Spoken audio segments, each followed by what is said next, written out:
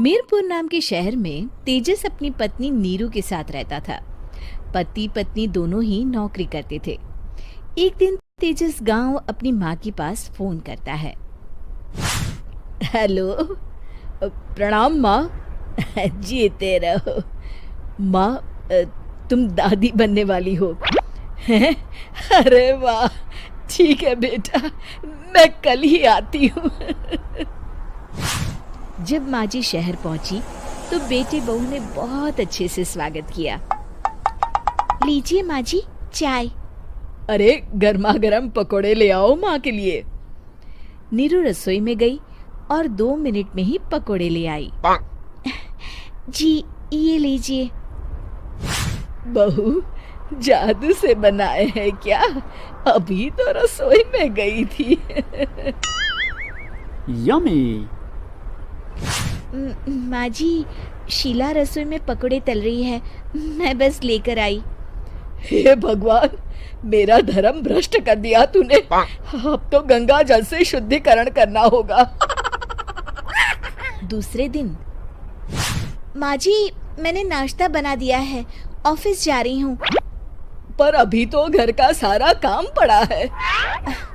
शीला आती ही होगी, झाड़ू पोछा बर्तन कपड़े वो सब कर लेगी।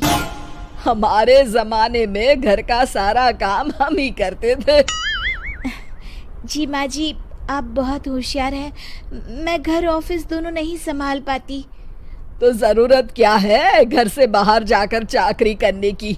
वैसे भी घर का काम खुद करने से घर में बरकत आती है, समझी? पर माँ जी। पर वर कुछ नहीं, इस महीने की पगार मिले फिर ऑफिस बंद है। हाँ। रात को नीरू तेजस से कहती है, सुनिए जी, माँ जी बोल रही थी कि मैं नौकरी छोड़ दूं। वैसे ठीक ही तो है, अभी तुम्हें आराम की जरूरत है। फिर भी आराम कहाँ, शीला को छुड़ाने के लिए बोल रही थी। तो अब 24 घंटे में इतना काम तो कर ही सकती हो। पर जॉब पसंद है मुझे, घर पर मन नहीं लगेगा। अगले दिन जब दोनों ऑफिस के लिए निकल रहे थे, मेरी तो कोई कीमत ही नहीं है इस घर में। माँ जी, आजकल महंगाई बहुत है, रहन सहन भी बदल गया है, दोनों नौकरी करते हैं तभी ठीक रहता है। अच्छा, तू कहना क्या चाहती है? मेरा बेटा तुझे बिठा के खिला नहीं सकता? तू ही इस घर का खर्च चला रही है, हैं? नहीं माँ जी, मेरा वो मतलब नहीं था। मतलब खूब समझती हूँ, ये बाल धूप में सफेद नहीं किए मैंने। हाँ। अब तो ये रोज का काम हो गया था। तेजस भी रोज की झिकझिक से परेशान हो गया था। एक दिन उसने कहा, नीरू, वैसे भी तुम्हें मैटरनिटी लीव मिलने वाली है, तो अभी से ही छुट्टी ले लो। पर क्या, मेरी सैलरी अच्छी खासी है। आखिर नीरू ने रिजाइन कर दिया। जब बच्चा हुआ तो घर में सब बहुत खुश हुए। कुछ दिनों बाद तेजस फाइल देख रहा था। क्या हुआ तेजस, कुछ परेशान लग रहे हो? हाँ, वो हमारी जितनी सेविंग्स थी वो तो हॉस्पिटल में और छठी के फंक्शन में खत्म हो गई है नीरू। और अभी वैसे मंदी चल रही है तो मैं बोल रही थी कल मुन्ना को हेपेटाइटिस का टीका लगवाना है। नीरू, क्या पोस्टपोन नहीं कर सकते? नहीं जी, बिल्कुल नहीं। अब तेजस को समझ में आ रहा था कि उससे गलती हुई है।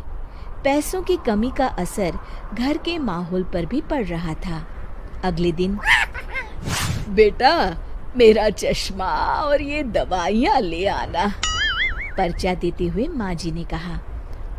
जी। तेजस, मुन्ना के लिए दूध का डिब्बा और डायपर भी ले आना, और ये किराने के सामान की लिस्ट है, इसे भी लाना है। तेजस गुस्से में लिस्ट मरोड़कर फेंकता है और चिल्लाता है, पैसे क्या पेड़ पर उगते हैं? ये ले आना, वो ले आना। अरे पर ये जरूरत का सामान ही है। वो गुस्से में बिना कुछ कहे ऑफिस चला गया। अरे लंच तो ले जाइए। नीरू दौड़कर डिब्बा पकड़ाती है। एक दिन खाना खाने के बाद, नीरू, अब तो मुन्ना कुछ बड़ा हो गया, तो अब तुम वापस ज्वाइन कर लो ना जॉब। पर इस रिसेशन में जॉब मिलना बहुत मुश्किल है। ट्राई तो करो। फिर मुन्ना, माँ जी है ना, और एक फुल टाइम मेड भी लगा लेंगे। पर माँ जी, उन्हें तो पसंद नहीं। तभी माँ जी वहाँ आ जाती है और प्यार से नीरू के सर पर हाथ फेरते हुए बोलती है, अब मेरी समझ में आ गया बहू, पहले के और अब के समय में अंतर है। तुम काम शुरू करो, मुन्ना की जिम्मेदारी मेरी। मेरी प्यारी माँ जी। ये कहकर नीरू उनके गले लग गई। शिक्षा, परिवर्तन संसार का नियम है, हमें भी समय के साथ चलना चाहिए। उम्मीद है कि आपको हमारी ये कहानी पसंद आई होगी।